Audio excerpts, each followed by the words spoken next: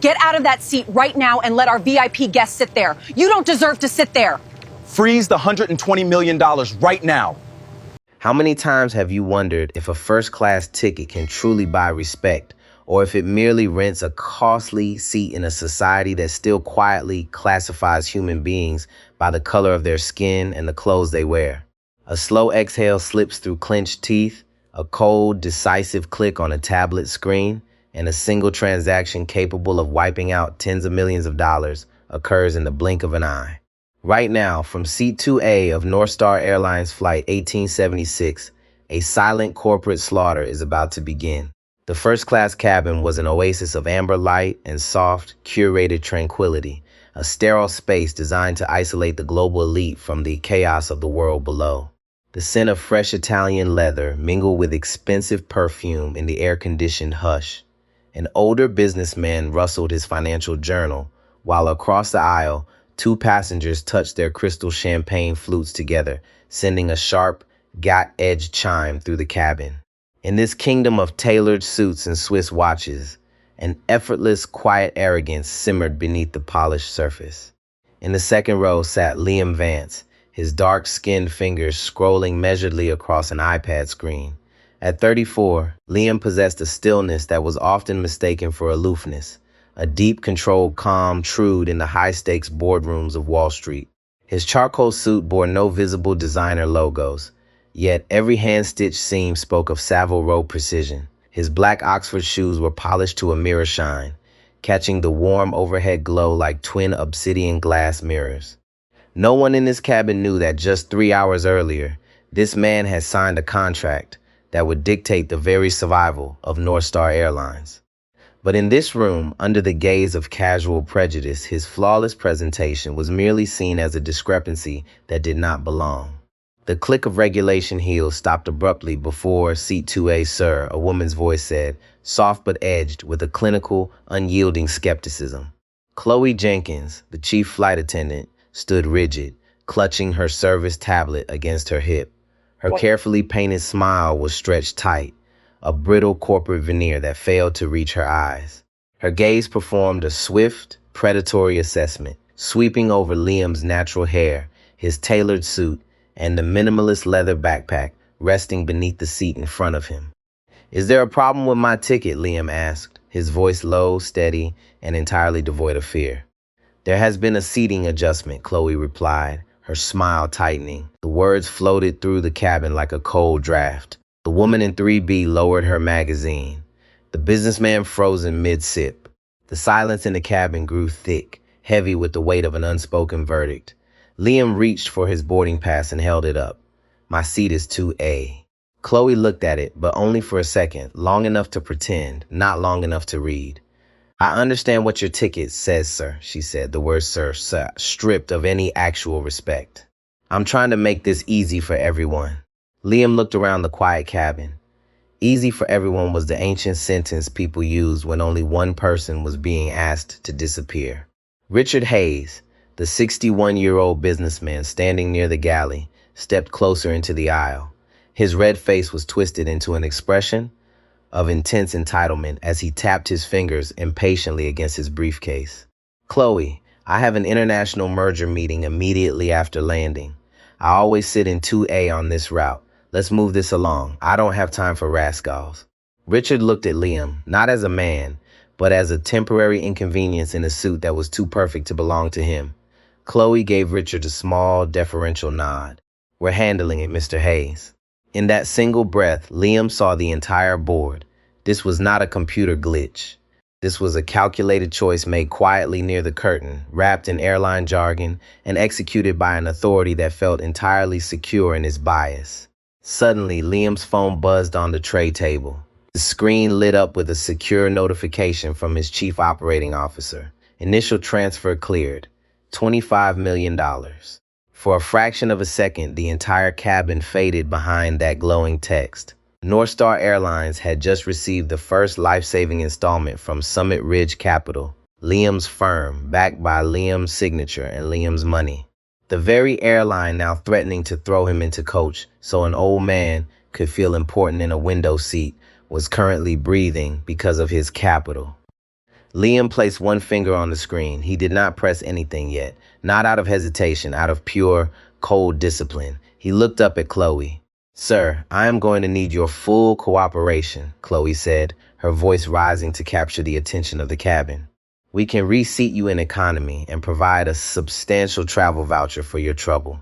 Beside the galley curtain, half hidden in the shadow, stood Thomas Vance, the senior vice president of operations. His silver hair glinted under the lights as he gave Chloe a minuscule, definitive nod. That nod told Liam everything he needed to know.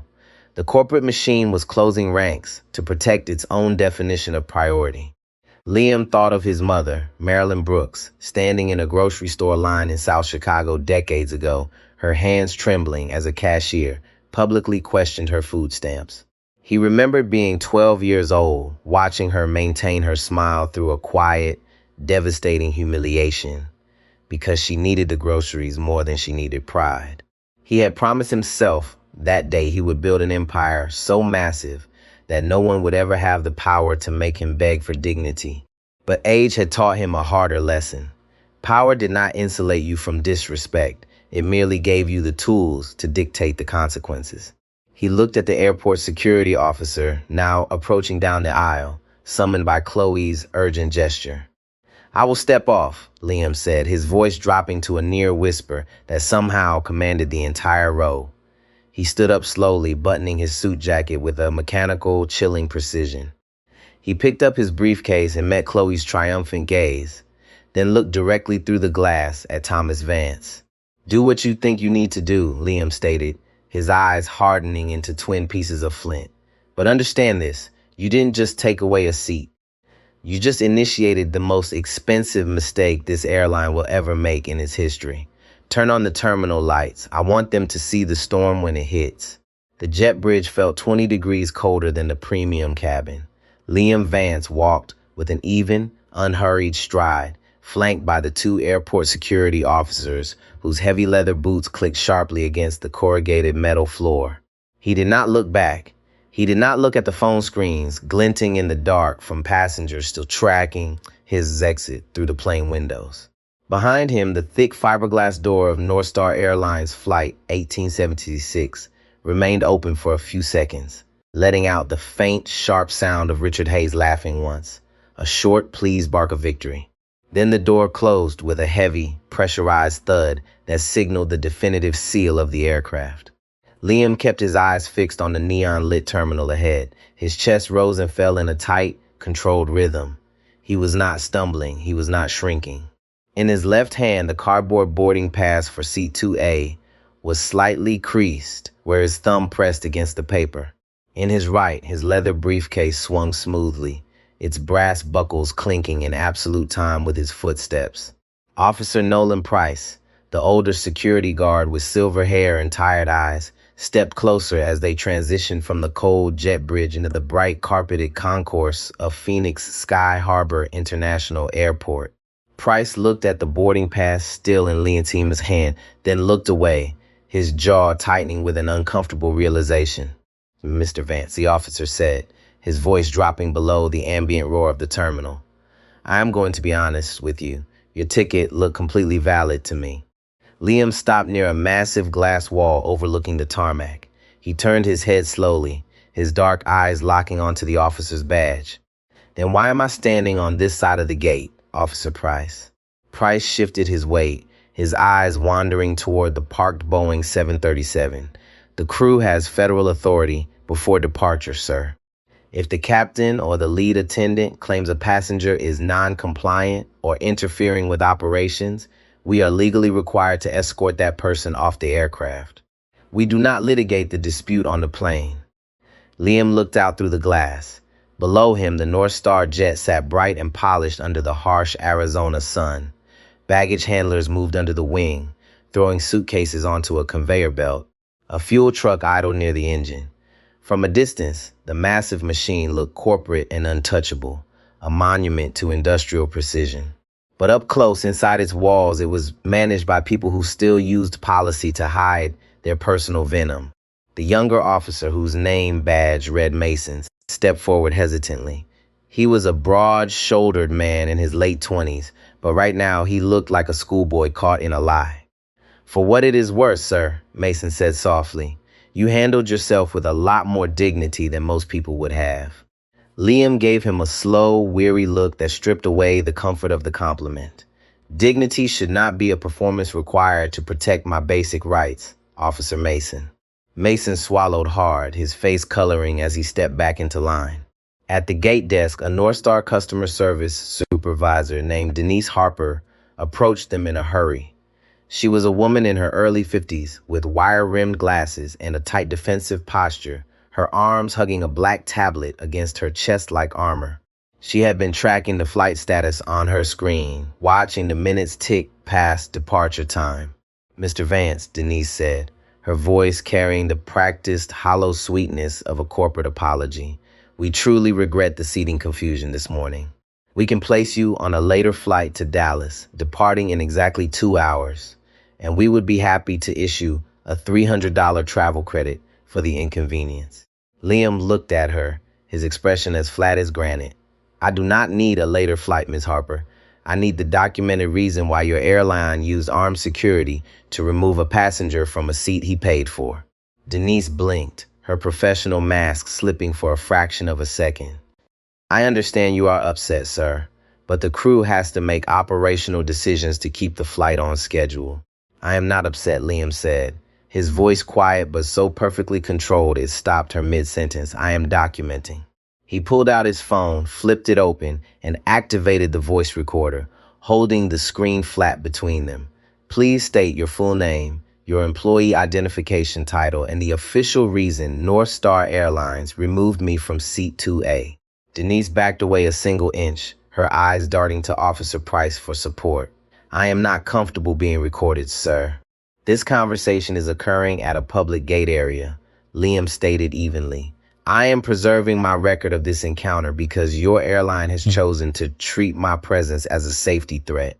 Behind the gate counter, the radio on Denise's hip crackled loudly with a frantic, metallic voice from the operations tower. "Denise, pull up the manifest for Flight 1876 immediately. Executive office is on the line. Do not let the passenger leave the gate area. I repeat, do not let him leave." Denise's face turned completely white. She scrambled to tap her tablet, her fingers trembling against the glass screen. Liam's phone buzzed in his palm at the exact same moment. It was Sophia Vance, his chief operating officer at Summit Ridge Capital. He answered, placing the phone to his ear without breaking eye contact with Denise. "Liam," Sophia's voice came through the speaker, sharp, clinical, and tight with controlled fury. "I just reviewed the cabin video uploaded by a passenger. Tell me you are safe." "I am at the gate," Liam said, his voice dropping into a register that made Officer Price stand up straight. "They escorted me off to give the seat to Richard Hayes. Thomas Vance authorized the removal." Sophia was silent for the space of one heartbeat. When she spoke again, the sound of rustling legal documents was audible on her end. "They have no idea who you are, do they?" "No," Liam said. "They saw a black man in a blue suit and decided his comfort was an acceptable price to pay for an old man's vanity." "The funding transfer is frozen," Sophia said, her voice turning cold as iron. "The initial $25 million has been pulled back into our secure account. The remaining $95 million is legally locked. Our general counsel, Jackson Vance, is already drafting a notice of material breach based on civil liability and executive misconduct. Tell Jackson to notify the chief executive officer of North Star Airlines immediately." Liam said, "William Parker needs to understand exactly what his vice president of operations is doing on the tarmac." Denise Harper's tablet chimed with a loud red notification banner that filled her screen, her mouth open soundlessly. She looked from the screen to Liam, her eyes widening with a sudden catastrophic terror. "Mr. Vance," Denise stammered, her voice losing all of its corporate polish. "Sir, there has been a massive corporate misunderstanding. The executive office just flagged your account." Liam lowered his phone. For the first time that morning, a profound sadness crossed his face, a shadow that went deeper than corporate warfare. "This is the tragedy of your system, Ms. Harper. You only recognize human dignity when it is backed by a $120 million investment portfolio." Denise could not look him in the eye. She looked down at her polished shoes, the radio on her hip still buzzing with panicked instructions from the executive tower. Inside the aircraft, the cabin speakers suddenly went silent as the pre-flight music cut out. Nathan Caldwell stood in the aisle of first class, his silver hair catching the overhead lights as his phone rang with a direct line from the chief executive officer. Nathan's hand shook as he answered the call, his voice dropping into a desperate whisper. "William, we are just preparing for pushback. Ground the aircraft, Nathan." William Parker's voice roared through the receiver, entirely stripped of its usual boardroom diplomacy. "You just ordered the physical removal of Liam Vance from seat 2A. Nathan froze. His eyes flicked to Richard Hayes, who was currently stretching his legs out in the window seat, a small, triumphant smile on his lips. "There was a minor passenger dispute, William. The crew handled it according to standard priority guidelines." "You did not remove a passenger, Nathan," the chief executive hissed. "You just threw the majority owner of our new capital funding group off the plane for your country club buddy. Summit Ridge just pulled the $25 million. The entire deal is dead if that man walks out of the terminal." Chloe Jenkins stood by the forward galley, her service tablet held against her chest. She watched Nathan's face turn the color of ash. She had seen him handle fuel crises and federal audits with total composure, but right now the senior executive looked like a man standing on a trap door. "What is it, Mr. Caldwell?" Chloe whispered, her own heart starting to hammer against her ribs. Nathan did not look at her. He walked past her into the cabin, his boots striking the floor with a sudden frantic urgency. "Richard," he said, his voice cracking slightly. "Stand up." Richard Hayes blinked, thrown by the tone. "Excuse me." "Get out of the seat, Richard," Nathan said, his face tightening with an ugly, desperate sweat. "There has been an operational error. You need to return to your assigned seat and coach immediately." The first-class cabin went entirely still. The young man in row 4 lifted his phone higher, his thumb steady now, as he captured the sudden dramatic reversal. Richard's face turned a dangerous blotchy red as he stood up halfway. "You gave me this seat, Nathan. You cannot tell me to move to coach in front of these people." Nathan leaned in close, his voice a harsh, desperate whisper that the recording phone still caught. "If you do not move right now, Richard, neither of us will have a job or a company left by noon. Move." Chloe backed toward the jet bridge door, her hands shaking as she walked back out into the cold metal corridor. When she reached the gate area, she stopped 10 feet away from Liam. The arrogance that had carried her through the cabin was completely gone, replaced by a small, trembling voice. "Mr. Vance," she said, her eyes wet with sudden, desperate tears. "We can restore your seat in first class right now. The captain is waiting." Liam looked at her, his dark eyes calm, controlled, and deeply steady. "No," he said quietly. Chloe blinked, her lip trembling. "Sir, we can fix this. Your seat is empty." "You can give back a piece of fabric, Miss Jenkins," Liam said, his voice carrying clearly over the soft murmur of the terminal. "But you cannot give back the dignity you took in front of 180 passengers. The flight stays grounded. Tell William Parker I will see him at 2 o'clock in his boardroom. And tell him to bring his own lawyers." The black Lincoln Town car glided away from the curb of Terminal 3, its heavy tires hummed smoothly against the asphalt. Inside the rear cabin, the noise of Phoenix Sky Harbor International Airport died instantly, swallowed by thick insulation and dark-tinted glass. Liam Vance leaned his head back against the black leather headrest, his eyelids closing over tired eyes. His breathing was slow, deliberate, a rhythmic rise and fall that kept the anger in his chest cold and contained. In his right hand, his phone felt heavy. The screen was dark now, but the reality of what had just happened remained burned into his mind. He was no longer just a man who had been humiliated on a plane. He was a force moving toward a target. Aaron, the veteran driver with gray hair and a quiet demeanor, adjusted the rearview mirror with a careful movement of his hand. He looked at Liam's reflection in the glass, his eyes holding a mixture of respect and deep discomfort. Aaron had been driving for Summit Ridge Capital for 9 years, and he knew the precise stillness that came over Liam right before a major corporate acquisition. But today, the stillness felt different. It felt dangerous. Mr. Vance, Aaron said, his voice low and steady as he steered the heavy car onto the interstate. I saw the video. My nephew sent it to me 5 minutes before I pulled up to the curb. It is already all over the internet. Liam did not open his eyes. He kept his hands folded flat over his briefcase. What are they saying, Aaron? Aaron swallowed hard, his fingers tightening slightly around the steering wheel. They are furious, sir. People are talking about a total boycott. But it is more than that. People are posting their own stories. Black businessmen talking about being pulled out of first-class lounges. Mothers talking about being asked to show 3 forms of identification just to board a domestic flight. It is like you cracked open a dam. Liam exhaled a long, silent breath through his nose. He thought of his mother, Marilyn Brooks, and the heavy iron skillet she used to wash with soap and water every single night in their kitchen in Detroit. He remembered her telling him that some people will always try to reduce your worth to the space they think you should occupy. Her words felt like a physical weight in the quiet car. Power does not protect you from the insult, Liam thought. It only gives you the right to dictate the price of the damage. The car moved swiftly past the glass towers of downtown Phoenix, heading toward the corporate headquarters of North Star Airlines. The building was a massive monolith of blue mirrored glass and cold steel, rising 32 stories into the desert sky.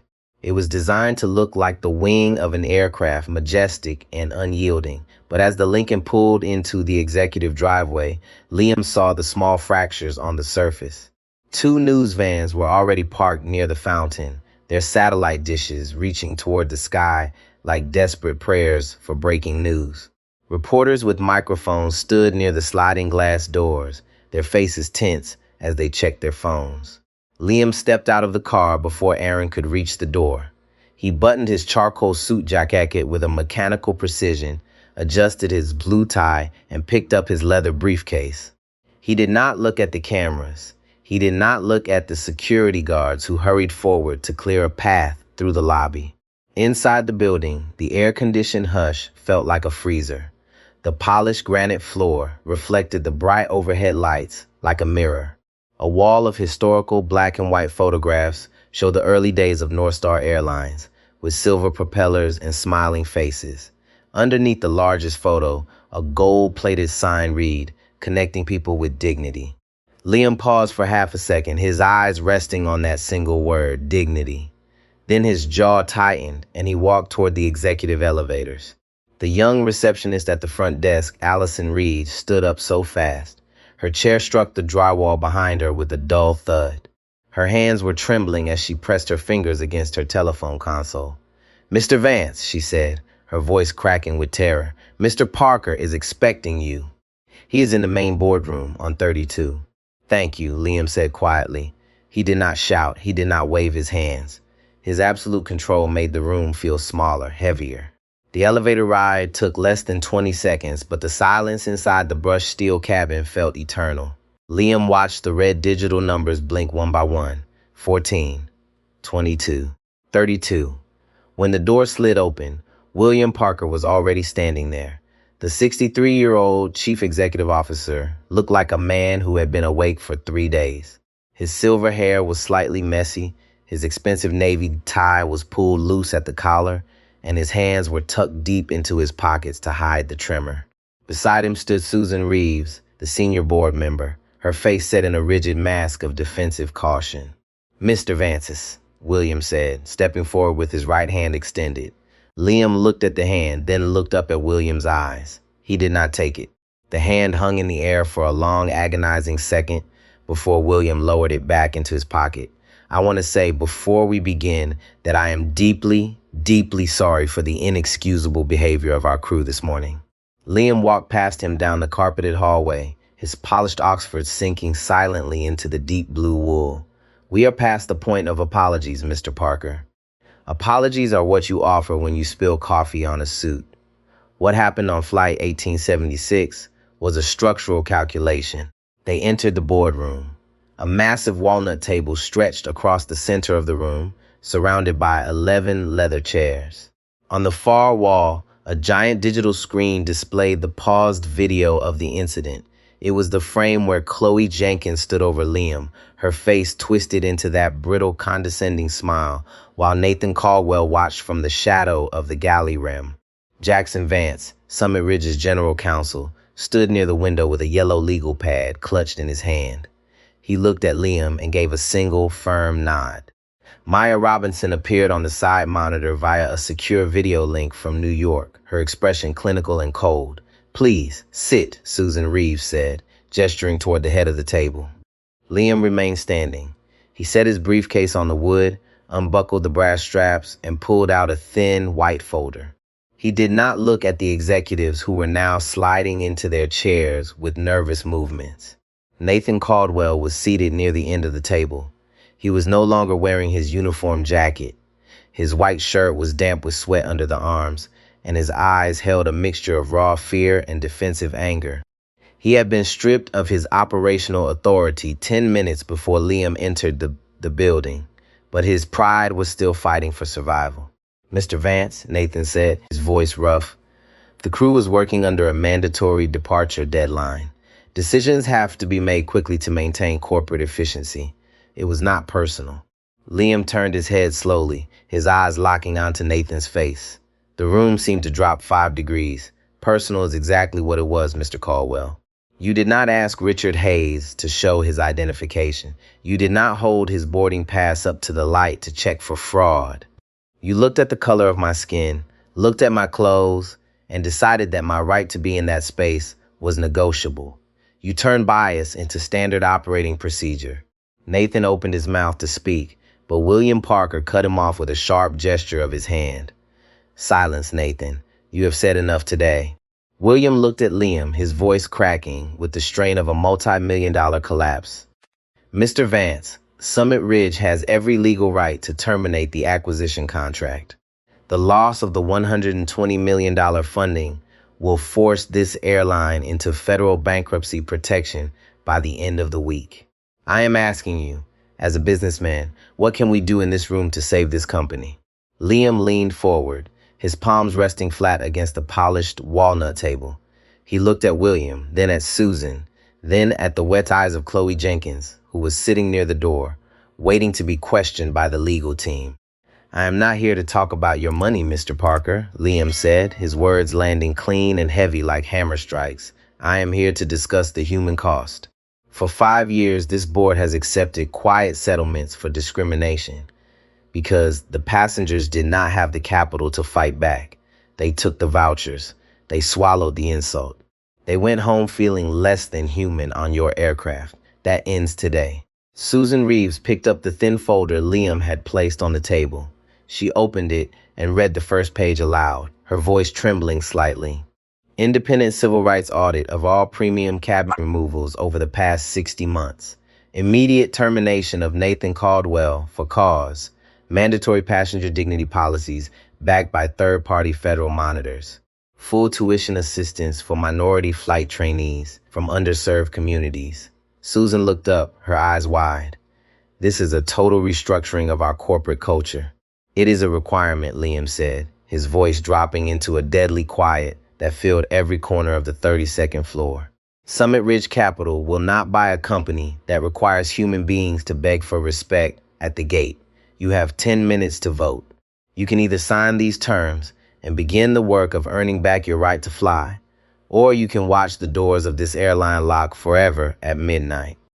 The choice is yours, gentlemen. Turn off the screen. I want to see the truth in this room." The grandfather clock in the corner of the boardroom struck 5 times, its deep brass chime echoing through the heavy silence of the 32nd floor. No one around the walnut table moved. The 10 minutes Liam Vance had given them felt like a slow countdown toward an industrial execution. William Parker sat, with his hands resting flat against the wood, his eyes fixed on the white folder that contained the future of North Star Airlines. He could hear the muffled, frantic voices of reporters echoing from the pavement 32 floors below. The public relation crisis was no longer a wave. It was an ocean cresting over their heads. Susan Reeves leaned forward, her silver bracelets clinking sharply in the quiet room. She looked at Nathan Caldwell, whose eyes were fixed on the floor, his face dark with a mix of defeated pride and simmering fury. "Nathan," Susan said, her voice thin but absolute, "you need to sign the corporate resignation papers now. We are not going to litigate your country club arrangements in a federal bankruptcy court." Nathan stood up so fast, his leather chair rolled back and struck the glass wall behind him with a loud crack. He pointed a shaking finger at Liam Vance. "You are handing the keys of this entire airline to a man who wants to destroy our operational tradition. We have guidelines for VIP priority. We accommodate our premium clientele. That is how commercial aviation works in America." Liam stayed seated, his arms folded over his chest, his dark eyes perfectly still. "No, Mr. Caldwell," Liam said, his voice dropping into a register that made the junior attorneys near the door look down at their pads. "That is how privilege works. Aviation works because a customer buys a ticket and a company honors the contract. You did not protect an operation this morning. You protected an old worldview that tells you some people have to move aside just because you prefer the shadow of someone else." Nathan adjusted his shirt collar, sweat glistening on his jawline. "You are using a single customer service dispute to force a social experiment on a multi-billion-dollar corporation." "This is not an experiment, Mr. Caldwell," Liam said, his words landing clean and heavy. "This is accountability. The fact that you call passenger dignity an experiment tells me exactly why you cannot remain inside this building past noon." William Parker stood up slowly, lifting his right hand to stop Nathan from speaking. "That is enough, Nathan. The executive committee has voted, 11-0. The termination is effective immediately." He turned to the corporate security director standing near the threshold. "Escort Mr. Caldwell to his office. He may collect his personal keys and family photographs only. All corporate devices, his laptop, and his security access cards remain on this table." Nathan looked around the room, searching for a single friendly face among the board members he had known for 20 years, but no one looked back. The old network had collapsed the moment the money stopped flowing. He turned on his heel and strode out of the boardroom, his heavy footsteps fading down the carpeted hallway until the glass doors clicked shut behind him. Chloe Jenkins sat by the window, her hands gripping a small paper cup of water so tightly the cardboard was starting to buckle. Tears had ruined her professional makeup, leaving dark tracks down her pale cheeks. She looked at Liam, her voice trembling so much she could barely form the syllables. "Mr. Vance, I was following a direct verbal instruction from the operations galley. I thought I was protecting my job." Liam looked at her, his expression softening into a deep, controlled sadness. "Miss Jenkins, that is the most dangerous part of a broken culture. It trains decent people to do cruel things because they are afraid of the authority above them. You were so busy protecting your position that you forgot to look at the human being sitting in seat 2A. Chloe lowered her head, a soft sob escaping her throat. "I did not see it. I truly did not see it until it was too late. You start to see it when you stop pretending that a policy can override common decency," Liam said gently. Jackson Vance, Summit Ridge's general counsel, stepped away from the window, his yellow legal pad covered in neat rows of handwriting. "William," he said, addressing the chief executive officer, "the funding hold will remain in place until the independent civil rights firm verifies that the internal data logs from the last 60 months have been securely mirrored to our legal team. We want every passenger complaint that was buried with a $500 voucher." William Parker nodded, his shoulders dropping as if the weight of 30 years of corporate compromises had finally broken his back. "You will have everything, Jackson. We have already issued the litigation hold notice to all regional hubs. We are not going to hide the numbers anymore." Maya Robinson's voice came through the high-definition boardroom monitors from New York, her tone crisp and clinical. "Liam, the public statement has been released to the Associated Press. The market is already responding to our notice of structural reform. The stock price stabilized 10 minutes ago. Investors are realizing that Summit Ridge is not walking away. We are changing the leadership." Liam stood up, buttoning his charcoal suit jacket with a slow, deliberate movement. He picked up his leather briefcase and looked out through the panoramic glass wall. Far below, across the concrete runways of Phoenix Sky Harbor, a silver North Star jet was taxiing toward the terminal. Its engines roared faintly against the desert heat. Hundreds of passengers were inside that plane, each of them traveling toward a family, a business meeting, a new beginning. They were trusting the uniforms, the badges, and the corporate logos to treat them with basic human respect. "We have a long way to go, Mr. Parker," Liam said, turning back to face the chief executive officer. "The signature on the contract is the easy part. The retraining of 25,000 employees is the real work." William Parker walked toward him, his hand extended once more. This time, his posture was not one of corporate defense. It was the stance of a man who had finally been forced to look in the mirror. "I understand, Mr. Vanson. We will do the work." Liam took his hand, his grip firm and steady. "Do it for the passengers, who do not have a $120 million fund to back their voice, Mr. Parker. Because justice should never require an investment portfolio to be believed at the gate." Liam walked toward the executive elevators, his briefcase in hand, his head held high. Aaron was already waiting near the glass doors of the lobby, the black Lincoln idling quietly under the afternoon sun. As Liam stepped into the warm Arizona breeze, he looked up at the sky where a single aircraft was climbing clean and true into the bright horizon. He took a deep breath, his chest expanding with a sense of peace that had nothing to do with the boardroom he had just left behind. He was standing tall, just as his mother had told him to, and for the first time that day, the sky felt wide enough for everyone. The heavy leather door of the executive elevator clicked shut, sealing the 32nd floor away as Liam Vance descended into the quiet hum of the lower lobby. The cold rush of air inside the steel car smoothed over his face, but his breathing remained tight, an even, controlled rhythm that held the exhaustion of the day at bay. In his right hand, the briefcase was light, but his mind carried the staggering weight of the structural revolution he had just set in motion. He could still hear the faint, sharp ring of William Parker's voice agreeing to the terms, a tone stripped of all corporate armor and filled with a raw, sudden clarity. The battle in the boardroom was over, but the actual transformation of North Star Airlines was only beginning. Aaron stood near the heavy glass sliding doors of the main entrance, his posture erect, his eyes scanning the chaotic scene out on the pavement. The two news vans had multiplied into 7, their massive satellite dishes pointing toward the clear desert sky like a wall of surveillance. Reporters were pacing under the heat, their voices rising in a frantic chorus as they read the newly released public statement from their phone screens. When Aaron saw Liam emerge from the elevator corridor, he immediately stepped forward, his face holding a quiet, deep reverence that had nothing to do with the $120 million fund Liam controlled. "The car is cool and ready, Mr. Vance," Aaron said, his voice dropping below the roar of the idling television trucks outside. "I have the security team blocking the service exit so we can bypass the media line entirely." "Thank you, Aaron," Liam said, his voice low and steady. They walked through a side maintenance corridor, their footsteps echoing softly against the gray concrete floor.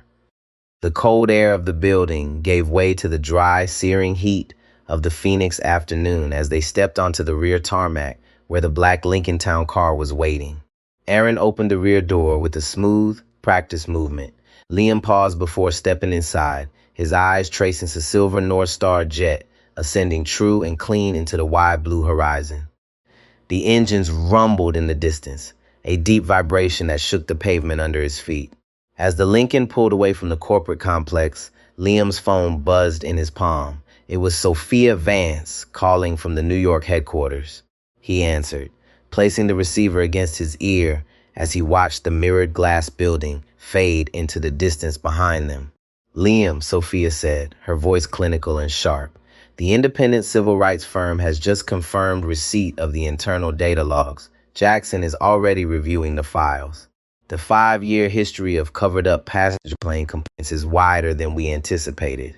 "Expose every single name, Sophia," Liam said, his voice dropping into a deadly quiet register that made Aaron check the rearview mirror. "I want every ticket number, every voucher amount, and every internal message preserved. We are not just auditing their finances. We are documenting the cost of their bias." "The Associated Press has just updated the National Wire," Sophia continued, her tone holding a thin edge of professional victory. The holding statement has been completely replaced by our text. People are calling it the North Star Reckoning.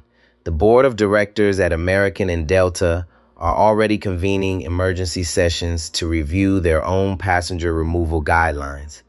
They are realizing the rules are changing. The rules are not changing, Sophia, Liam stated evenly, his eyes fixed on the long concrete highway ahead. We are simply enforcing the contract that common decency should have protected in the first place. Tell Jackson to prepare the Independent Oversight Council framework before this market's open tomorrow morning. He ended the call and leaned back against the plush leather seat. The silence in the car returned, thick and absolute. He thought of his mother, Marilyn Brooks, and the small wooden table in their kitchen in Detroit, where she used to sort out the past due electricity bills. He remembered her telling him that the hardest part of achieving power is remembering the small, invisible rooms where people are still waiting for justice without a voice. Liam closed his eyes, his chest rising and falling in a deep, peaceful rhythm. He had stood tall, just as she had raised him to do, and the empire he had built from nothing was finally large enough to protect the dignity of others. Denise Harper stood near the gate windows at Phoenix Sky Harbor, watching Flight 1876 finally push back from the terminal wall. The silver jet looked massive under the afternoon sun, its windows glinting as it turned its nose toward the runway. Seat 2A was completely empty. Richard Hayes had been removed, his expensive leather briefcase stowed in the overhead bin of row 14, where his actual ticket belonged. Liam had refused to return to the cabin. The empty window seat looked small from a distance, but Denise knew that every supervisor, every pilot, and every flight attendant across the country was currently staring at that empty space on their monitors. Her radio cracked loudly, breaking the silence of the gate area. Denise, this is Operations Tower. Executive Office requires your presence on the 32nd floor for the compliance audit. Bring all gate interaction logs from this morning. Denise did not answer right away. She looked down at the black tablet, pressed against her chest, her fingers tracing the red notification banner that had permanently stripped Nathan Caldwell of his executive authority. The corporate language she had used for 20 years to justify difficult choices felt hollow now, entirely stripped of its power. She had watched a quiet man be treated like a safety hazard because that was easier than challenging the prejudice of an executive. She adjusted her glasses, her hand trembling slightly as she finally clicked the receiver button. "This is Denise," she said, her voice losing its defensive edge. "I am on my way up." Outside, the silver jet accelerated down the long concrete runway, its powerful engines roaring with a sudden downces shaking thunder as it lifted gracefully into the bright Arizona horizon. The aircraft climbed higher and higher until it was nothing more than a small, clean speck of light melting into the wide blue sky. The flight was underway, but the old machine that had managed the sky for 3 generations had finally encountered a force it could not negotiate away. Liam Vance sat quietly in the back of the moving car, his face calm, his eyes steady, knowing that respect no longer needed permission at the gate. Justice had finally taken flight, and the horizon was wide enough for everyone.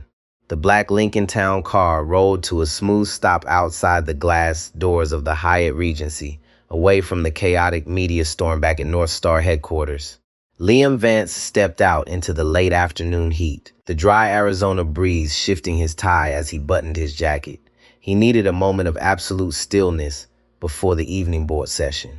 Inside the quiet lobby, the rhythmic clicking of suitcases against marble floor tiles offered a steady soundscape, ground level and ordinary. This was the real world, the world where ordinary citizens trusted corporations to treat them with basic human decency. Liam walked toward a corner armchair near the window, his briefcase resting against his knee. He took a long, steady breath, watching the city traffic pass outside. His phone buzzed in his pocket. It was Jackson Vance, the general counsel, calling with a tone that lacked all his usual legal detachment. "Liam," Jackson said, his voice flat with disbelief. "The compliance firm has completed the preliminary digital audit on North Star's customer relation database. We found the internal communications from Nathan Caldwell's department regarding the passenger reclassification strategy. Liam kept his eyes fixed on the street outside. "Read it to me, Jackson." Jackson cleared his throat, the sound of rustling paper sharp through the receiver. "It is a memo from 3 years ago, titled Operational Comfort. It details specific protocols for managing cabin demographics on premium routes. In plain English, they actively instructed crews to give extra scrutiny to premium passengers who do not look like they belong in first class." Liam's hand tightened around the phone until his knuckles went pale. His chest rose and fell in a tight, mechanical rhythm. The old network had not just made a mistake this morning. They had engineered a system that monetized bias and protected entitlement. "How many complaints were buried?" Liam asked, his voice dropping into a deadly quiet that made a passing hotel clerk glance over in surprise. Jackson sighed. "Over 800 cases in 5 years. Most were settled quietly with a $500 voucher and a boilerplate apology letter. The passengers simply took the credit and swallowed the insult because they did not have the resources to challenge an aviation conglomerate." "Preserve every file, Jackson," Liam said, his words landing clean and heavy. "Do not let them delete a single character. We are presenting this data to the entire board in 2 hours." Liam ended the call and leaned his head back against the leather seat. He saw his mother, Marilyn Brooks, in his mind. He remembered her, sitting at the small wooden kitchen table in Detroit, telling him that structural injustice only survives as long as people remain silent. He had built Summit Ridge Capital to be loud enough to break that silence. At North Star headquarters, the 32nd floor boardroom was already resetting for the evening session. Assistants moved quickly, clearing away the cold coffee cups and replacing legal pads with crisp, white executive summaries. On the wall monitor, the pause video of Liam's removal was gone, replaced by a secure live feed of the airline's crashing consumer metrics.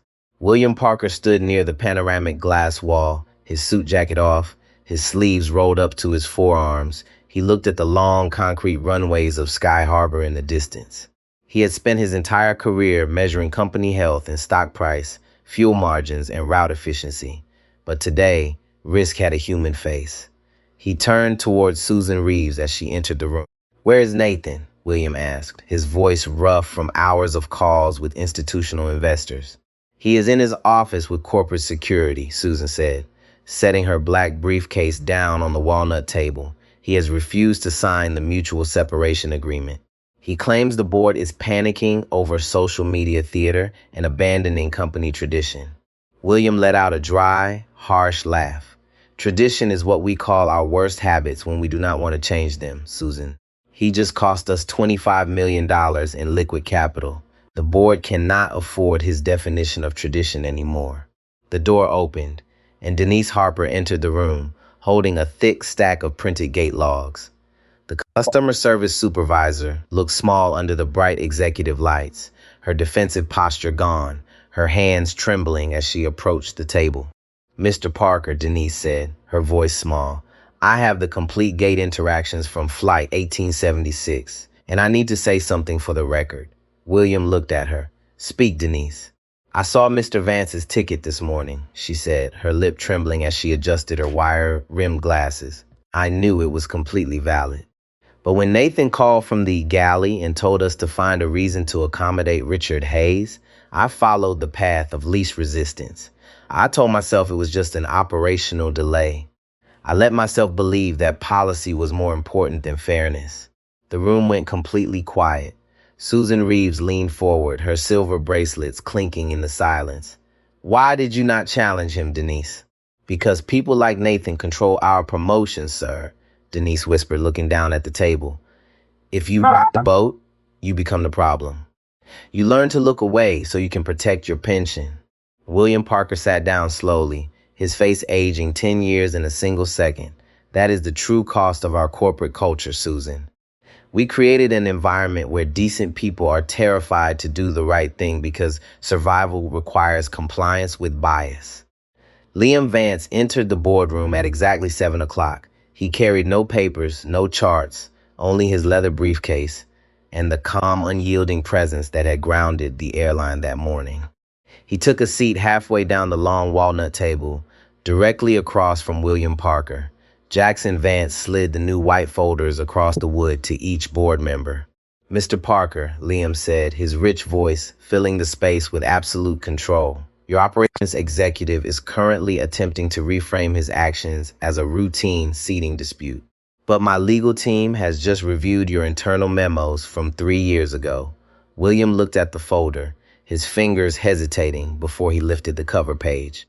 "You have an internal protocol called operational comfort," Liam continued, his tone clinical and cold. "It is a blueprint for systematic discrimination wrapped in corporate jargon. You did not just fail this morning, Mr. Parker. Your company has been failing 800 separate times over 5 years. Susan Reeves gasped as she read the metrics on page 3. The text messages between Nathan Caldwell and his regional managers were explicit, detailing plans to clear first-class seats for long-standing country club contacts at the expense of minority ticket holders. "This is criminal conspiracy," Susan muttered, her face turning pale under the lights. "It is a corporate policy," Liam stated, his words landing like hammer strikes. "And now you have a choice. You can either protect Nathan Caldwell's tradition, or you can sign the compliance framework and begin the painful work of earning back your right to operate. Summit Ridge will not release a single dollar to an airline that treats human dignity as a negotiable line item." William Parker looked at Liam, the desperation in his silver-haired reflection visible against the dark glass wall. "The vote is ready, Mr. Vance. We are not going to hide behind policy anymore. Never stay silent." The emergency board meeting of North Star Airlines commenced at exactly 7:15 in the evening, the air inside the 32nd floor boardroom thick with a suffocating corporate panic. William Parker sat at the center of the walnut table, his trembling fingers tracing the edges of the newly printed compliance report that detailed years of institutional rot. Outside the wide panoramic windows, the bright crimson lights of Phoenix Sky Harbor blinked through the dark desert night, a cold, continuous reminder of the grounded fleet below. Across from him, Liam Vance sat in absolute silence, his dark eyes fixed on the blank monitor where the evidence of Nathan Caldwell's corporate sabotage was about to bloom. Jackson Vance, the general counsel for Summit Ridge Capital, stepped forward to connect his laptop to the primary display console. His voice when he spoke lacked any standard legal caution, coming out hard and clear. "Mr. Parker, members of the board, we have spent the last 90 minutes reviewing the raw text logs from the internal operations galley. What we found goes far beyond a single passenger dispute this morning." He pressed a key, and a massive wall screen flashed into life, filling the room with rows of cold blue text. It was an internal messaging thread from 14 months ago between Nathan Caldwell and 3 regional hub managers. The words were explicit, clinical, and devastatingly precise. One message from Nathan read, "Monitor the premium cabins on the Atlanta and Phoenix routes closely. If we have long-standing corporate priority members on standby, find an operational reason to clear space from any unaligned upgrades." Susan Reeves closed her eyes, her face turning pale under the fluorescent boardroom lights. Her fingers tightened around her pearl necklace until her knuckles went white. "My God," she whispered, her voice cracking in the quiet room. "It was an intentional screening process." "It was an engineered policy," Liam stated, his deep voice cutting through the space like a razor blade. "You did not just have a rude flight attendant this morning, Mr. Parker.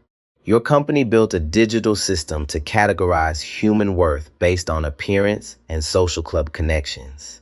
You created a world where an executive could sit in a galley and decide that a dark-skinned man in a tailored suit was an acceptable sacrifice for corporate comfort." Nathan Caldwell stood up from his seat at the far end of the table, his white shirt damp with sweat, his jaw locked in a rigid mask of defensive fury. "That is a gross mischaracterization of standard network optimization. Every commercial carrier in the United States uses operational codes to manage premium inventory under time constraints. We have a fiduciary duty to maximize passenger yield from our most loyal corporate accounts." Liam looked at him, his dark eyes holding a stillness that was far more terrifying than anger. "Fiduciary duty does not authorize corporate espionage, Mr. Caldwell. and it certainly does not authorize the physical removal of a ticketed human being by armed guards because you prefer the shadow of Richard Hayes. You did not manage an inventory this morning. You managed a personal bias and wrapped it in federal authority. William Parker slammed his hand down against the wood, the sharp sound echoing off the glass walls like a gunshot. That is enough, Nathan. The compliance data is absolute. You did not optimize an operation. You created a massive civil liability that has threatened the very existence of this airline. He turned his head toward the corporate security director standing near the threshold, his voice rough and flat. Escort Mr. Caldwell from the premises immediately. He is barred from all North Star facilities, effective right now. His access codes are permanently revoked. Nathan stared at the board members he had known for over 2 decades, searching for a single ally in a room full of expensive suits. But every executive looked away, their eyes fixed on the blue light of the compliance report. The old network had completely vanished the moment the financial funding disappeared. Nathan adjusted his charcoal jacket with a mechanical, desperate jerk, turned on his heel, and strode out of the boardroom, his heavy boots squeaking against the stone floor until the heavy glass door clicked shut behind him. The silence that followed his exit was heavy, absolute, and filled with an uncomfortable shame. Chloe Jenkins, the flight attendant who had remained seated near the legal corner, cleared her throat softly, her voice barely a whisper. Mr. Vance, I need to say something to you directly. Liam turned his head, his expression calm, controlled, and deeply observant. Speak, Miss Jenkins. I have spent 8 years with this airline, she said, her lip trembling as a tear broke through her pale cheek. I told myself that following the operational directive was my only responsibility. When Nathan called from the galley and told me you were an unaligned upgrade who was delaying the departure, I did not question him. I did not look at your ticket properly because I was too afraid of losing my seniority status. I let his voice override what I saw with my own eyes. I am so sorry. Liam looked at her for 3 slow breaths, his chest rising and falling in a quiet rhythm. I hear you, Miss Jenkins, he said, his tone carrying a deep, human sadness that did not excuse her but did not discard her either. That is the true tragedy of a toxic culture. It trains decent people to do cruel things because survival requires compliance with injustice. You were so busy protecting your career that you forgot to look at the human being sitting in seat 2A. Chloe lowered her head, covering her face with her hands as a quiet, shuddering sob escaped her throat. No one in the room tried to comfort her. That would have been too easy. The shame had finally found an honest place to land. William Parker sat back down slowly, his shoulders dropping as if the entire weight of the 32-story building had settled on his back. Mr. Vance, the board has completed the emergency vote, 12-0 in favor of your restructuring terms. We are ready to sign the compliance decree and establish the Independent Passenger Dignity Council.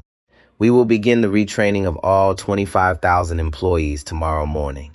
But I am asking you, what happens to our funding now? Liam stood up, buttoning his jacket with a slow, deliberate movement. He picked up his leather briefcase and walked toward the wide glass wall, looking out at the glittering grid of Phoenix below. The initial $25 million will remain frozen in our secure account until the civil rights firm verifies that the historical complaint data has been fully disclosed to the federal monitors. Summit Ridge Capital will not fund a company that buys its peace with $500 vouchers and scripted apologies. He turned back to face the chief executive officer, his eyes steady like flint. We are not just saving an airline, Mr. Parker.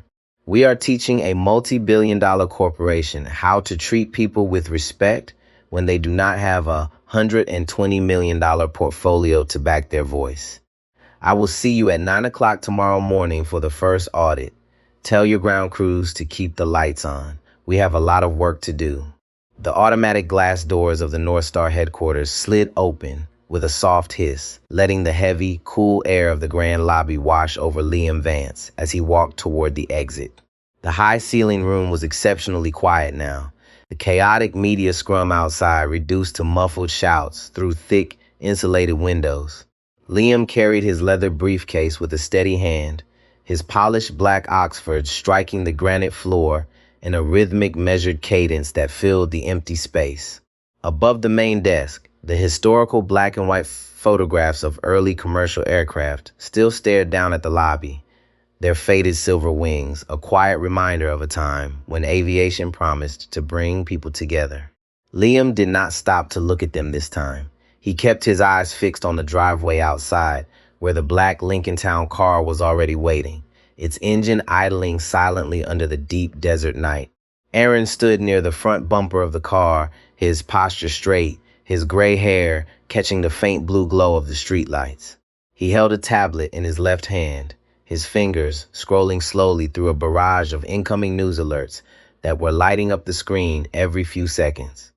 When he saw Liam break through the lobby doors, Aaron immediately pocketed the device, stepped forward, and opened the rear passenger door with a smooth, protective movement. "The service route is clear, Mr. Vance," Aaron said, his voice dropping into a quiet whisper as he shielded Liam from the flashing lights of a lone television truck parked near the edge of the property. "I have the navigation system routed away from the main highway to avoid the media cameras near the airport entrance." "Thank you, Aaron," Liam said, his voice low, steady, and gravelly with the absolute exhaustion of the day.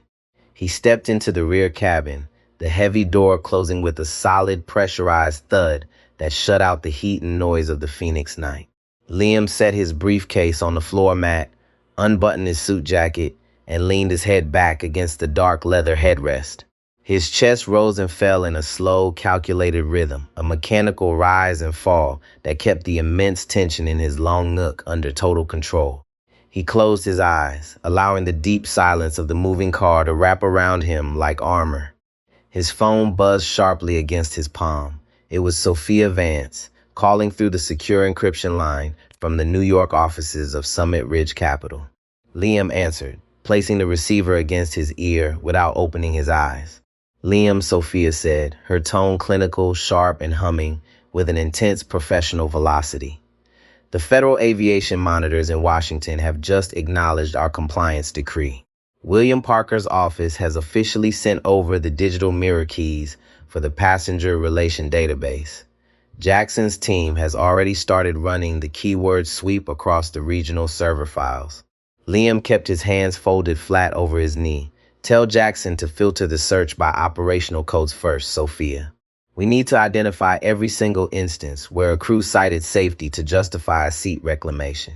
"We are already doing it," Sophia replied, the sound of rustling legal documents sharp through the speaker. "The early data sweeps are confirming exactly what you suspected.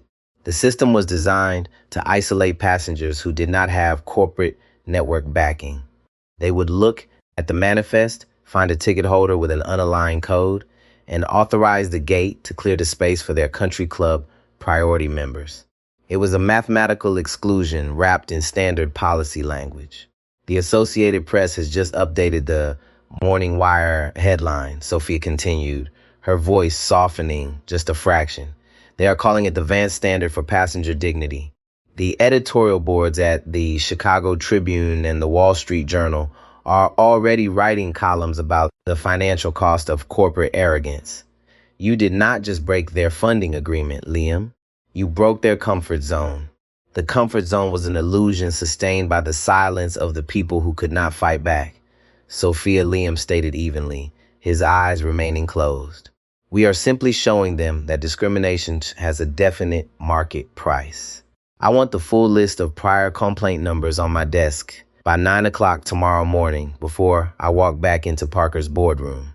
He ended the call and slipped the phone into his breast pocket. The deep, heavy silence of the car returned, absolute and clean. He thought of his mother, Marilyn Brooks, and the small, drafty apartment on the south side of Chicago where the radiators used to rattle through the bitter winter nights. He remembered watching her iron her church dresses with an old, heavy iron that had a frayed cord wrapped in black tape. She had spent 40 years cleaning offices for men who never looked her in the eye, men who treated her presence like an invisible piece of furniture. She had raised Liam to believe that excellence was the only weapon that could force a blind world to see you. Liam breathed in slowly, the cool air of the car filling his lungs. He was standing tall, just as she had commanded him to do, and the massive capital empire he had built from a single borrowed room was finally large enough to become a shield for others. Inside the aircraft of Flight 1876, which was still parked near Gate D12 under a mandatory maintenance hold, Captain Derek Williams sat in the dark cockpit, his silver-striped sleeves resting heavily against the control yoke. He looked through the curved windshield at the empty concrete tarmac below. The main cabin was entirely empty now, the 180 passengers having been deplaned 2 hours earlier into the terminal lounge, while corporate investigators mirrored the flight recorder data. The cockpit door creaked open behind him, and the younger first officer, Mason, entered holding 2 paper cups of lukewarm coffee. He sat down in the co-pilot seat, his face pale under the faint green glow of the instrument panels. "The compliance firm just locked the gate logs, Captain," Mason said softly, his voice trembling slightly as he handed over the cup. "They are seizing the personal phones of the entire cabin crew. Miss Jenkins is still downstairs with the legal team. She is signing a formal declaration about the instructions she received from Nathan's office before we boarded." Williams did not reach for the coffee. He kept his eyes fixed on the blue lights of the runway in the distance. "I have been flying for this airline for 22 years, Mason. I have commanded 6 separate aircraft models. I have survived fuel strikes, weather diversions, and merger crises, and today my entire career is being dismantled because I trusted a senior purser's assessment of a passenger's attitude." "With all respect," Captain Mason said, his voice turning firm and tight in the quiet cockpit, "you did not trust an assessment. You trusted a profile. You looked back into that cabin, saw a black man refusing to move from a seat he paid for, and decided that his dignity was an acceptable casualty to keep your departure on time. You let Nathan's executive title override what the boarding pass clearly stated." Williams turned his head slowly, his weathered face looking old and drawn under the cockpit lights. The 4 gold stripes on his epaulettes seemed to lose all their luster in the dark. "I had a schedule to keep, Mason. The company measures our performance in minutes of delay. And now the company is measuring our performance in civil liability," Mason countered, his tone flat and clinical. "The chief executive officer just flagged our certificates. We are not flying tomorrow. We are not flying next week. We are spending the morning in a federal interrogation room because we were too cowardly to tell an operations vice president that he was wrong." Mason stood up, setting the untouched coffee cup on the center console, his eyes holding a deep, human disappointment that struck Williams harder than any corporate reprimand could. "Command authority means nothing if you only use it to protect the people who are already standing on top, Captain. You should have checked the ticket yourself." The first officer stepped out of the cockpit, the door clicking shut behind him with a dry, hollow sound that echoed through the dark aircraft. Captain Williams sat alone in the silence, his breath catching in his throat as the full weight of his compliance finally broke over his head. The silver wings on his uniform breast caught a stray flash of a runway beacon outside, a tiny, cold spark that highlighted the absolute ruin of his career. He had let himself believe that policy was a substitute for character, and now he was left with nothing but the empty cabin of a grounded plane, while half a mile away, the man he had tried to make invisible was rewriting the entire sky. The sun broke over the eastern horizon of the Phoenix Desert at precisely 6:15 in the morning, painting the towering mirrored facade of the North Star Airlines headquarters in sharp shades of amber and gold. Liam Vance stood near the floor-to-ceiling windows of his hotel suite on the 24th floor, looking out at the miniature aircraft taxiing across the concrete runways in the distance. He had not slept. His tailored dark blue suit jacket hung neatly over the back of a nearby armchair, and his custom silk tie rested flat on the marble vanity table beside his watch. His breathing was a slow, deliberate cadence, a quiet rise and fall that kept the bone-deep weariness of the 36-hour marathon completely under control. In his pocket, his personal smartphone hummed with a low, continuous vibration as text alerts from Wall Street analysts and civil rights advocates continued to saturate his notification screen. The national conversation had officially broken past corporate damage control, transforming his personal humiliation into a historic flashpoint for commercial aviation. The heavy walnut door of the suite clicked open with a soft thud, and Sophia Vance entered the room holding a black leather folder pressed tight against her hip. Her immaculate white blazer was slightly wrinkled at the elbows, showing the deep strain of the all-night crisis management sessions she had been leading from the Summit Ridge office. "We have a situation with the regional hubs, Liam," Sophia said, her voice dropping into a tight clinical whisper that instantly stopped the ambient hum of the room. "The North Star Flight Attendants Union is threatening a structural walkout in Atlanta and Chicago. They are calling it a protest against arbitrary executive termination without a formal grievance process." Liam did not turn away from the glass. "Let them walk, Sophia." Sophia stepped closer, her fingers tracing the edge of her tablet. "Liam, a complete work stoppage at our two largest domestic transit points will cost the airline over $14 million a day in passenger rerouting expenses. The board is already panicking about the opening bell." "They are panicking about the wrong metric," Liam stated evenly, his eyes tracking a silver aircraft ascending true and clean into the morning sky. "The union is not protecting jobs today. They are protecting a legacy of entitlement that allowed Nathan Caldwell to treat human beings like negotiable inventory. If we have to ground every single plane in the fleet to root out that assumption, then we will keep the keys in this pocket until the tarmac turns to dust." He turned his head slowly, his dark eyes locking onto her face with an absolute unyielding stillness. "Did Jackson verify the compliance logs from the Miami station?" "Jackson Vance has the full documentation," Sophia replied, opening the folder to reveal 3 pages of freshly printed text streams. "It is exactly what we feared. The data shows 84 instances over the past 24 months, where gate agents systematically downgraded minority ticket holders to accommodate unaligned corporate priority status. It was not a localized mistake by Chloe Jenkins. It was a nationwide network habit that was protected by the operations tower because the victims did not have the capital to file a federal lawsuit." "Preserve the complete narrative, Sophia," Liam said, his words landing clean and heavy.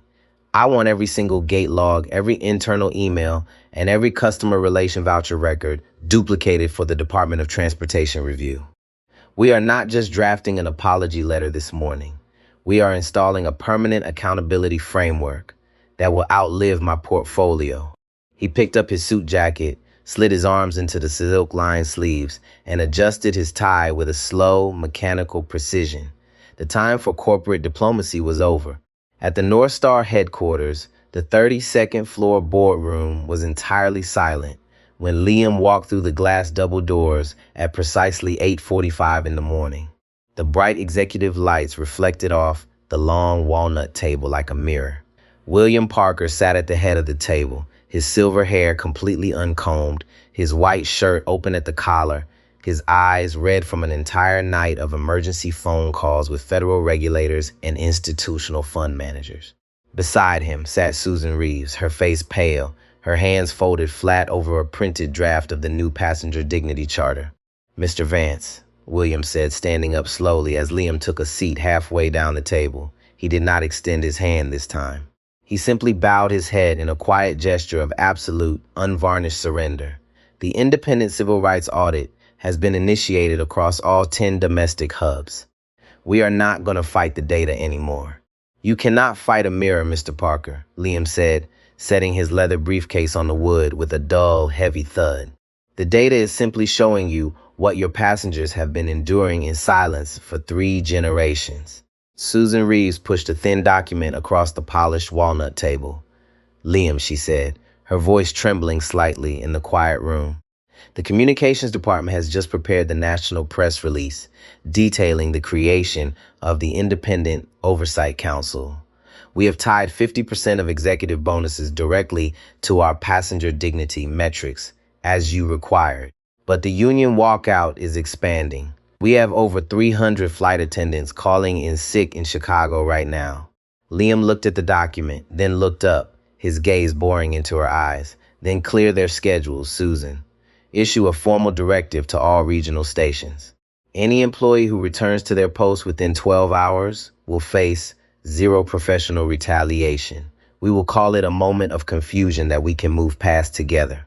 But anyone who continues to withhold their service to protect a system of discrimination will find that North Star Airlines has permanent replacement contracts ready by noon. The blunt finality of the statement hit the boardroom like a physical blow. A junior attorney near the door stopped typing entirely, his fingers hovering over his keyboard in absolute shock. Liam Vance was not just managing a transition.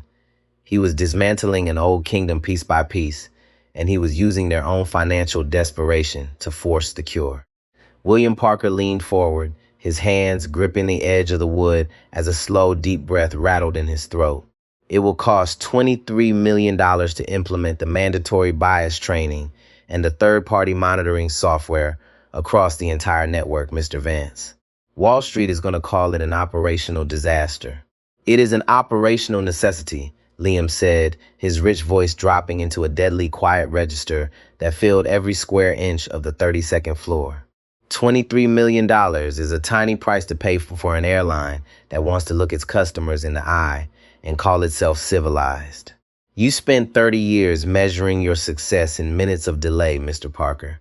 Today, we are going to start measuring our success in how we treat the human beings who buy our tickets. Sign the papers. Aaron is waiting downstairs, and we have an industry to retrain. The pen felt heavy in William Parker's hand as he pressed the gold tip against the parchment of the Passenger Dignity Charter. His signature was large, irregular, and tight with the immense weight of an era ending. The 11 board members watched in absolute silence, their breathing shallow as the ink dried under the bright executive lights of the 32nd floor. Liam Vance did not move. He stood near the walnut table, his hands resting lightly against his leather briefcase, his dark eyes observing the quiet surrender with a cool, unblinking control. The document was signed. The Independent Oversight Council was officially active. The old empire of hidden settlements and systemic bias had been dismantled in less than 24 hours. William lowered the pen, his shoulders dropping as he looked up at Liam. The strain on his weathered face went deeper than financial worry. "It is done, Mr. Vance," William said, his voice flat and rough. "The regional station managers have already confirmed receipt of the new directive. The union walkout is collapsing in Chicago. Over 200 flight attendants have already reported back to their gates. They are accepting the grace window." "They are accepting the truth," Liam said, his voice deep, smooth, and steady. "They are realizing that a uniform is a promise of service, not a shield for arrogance." Susan Reeves picked up the finalized restructuring packet, her silver bracelets clinking in the quiet room. She looked at the fresh signatures, then looked at Liam with a new, profound reverence. "This will be on the front page of every business journal in the country tomorrow morning, Liam. You have set a precedent that will force every airline in America to look in the mirror. The mirror is only terrifying to those who have been hiding behind their titles, Susan," Liam stated evenly, his eyes shifting toward the panoramic glass wall. Far below them, across the glittering gray asphalt of Phoenix Sky Harbor, a silver North Star jet was taxiing toward the main runway. Its engines let out a low, continuous rumble that vibrated through the deep concrete foundation of the building. Hundreds of ordinary citizens were inside that plane, families traveling home, veterans flying to see their grandchildren, young professionals heading toward their first big opportunities. They did not know about the $120 million funding agreement that had been frozen in this room. They did not know about the executive who had been escorted out in disgrace. They only knew that when they reached their seats, no one questioned their right to belong there. That was the real victory. It was not the money, it was the space. Liam picked up his briefcase, the brass buckles clicking shut with a definitive, sharp snap that signaled his exit. He looked at Chloe Jenkins, who was standing near the doorway, her hands no longer shaking, her face pale but composed. "Miss Jenkins," Liam said gently, his voice softening into a deep human rhythm, "the compliance firm has approved your retention under the new oversight guidelines. You have a chance to be a part of the reconstruction now."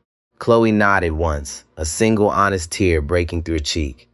Thank you, Mr. Vance. I will not look away again.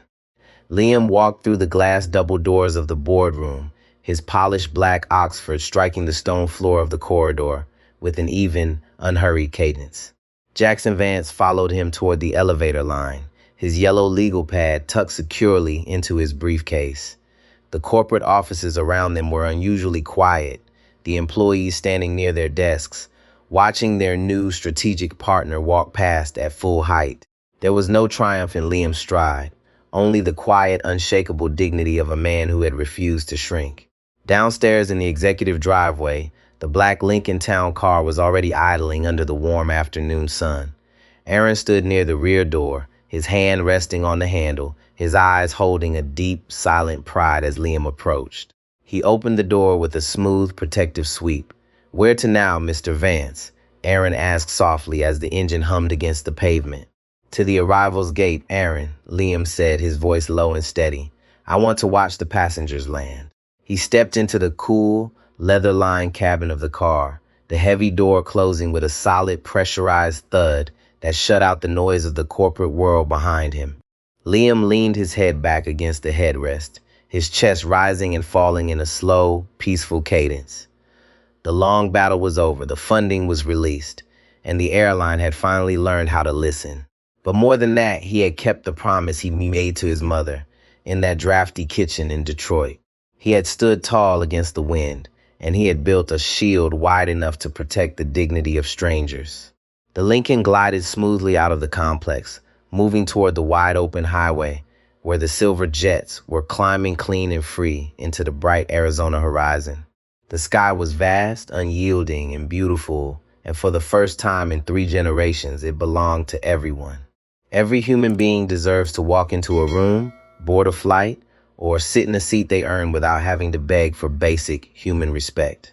If the quiet courage and the undeniable justice of Liam Vance's journey touched your heart today, please support this powerful message by hitting the like button right now.